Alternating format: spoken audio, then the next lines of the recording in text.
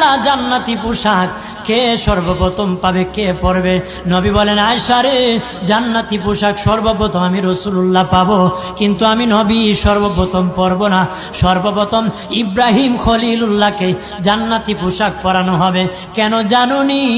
ইব্রাহিম নবীকে নমরুদের আগুনে যখন ফেলে দেওয়া হয়েছিল, দুনিয়ার সব ছেড়ে দিয়েছিল, বাড়ি ছেড়ে দিয়েছিল, সম্পদ ছেড়ে দিয়েছিল, মা বাবা ছেড়ে দিয়েছিল, এমনকি গায়ের জামা যখন খুলে নেয়, ইব্রাহিম কয়েক কাপড় ছেড়ে দিতে পারি, আমার আসমানের মালিককে ছেড়ে দিতে পারি না।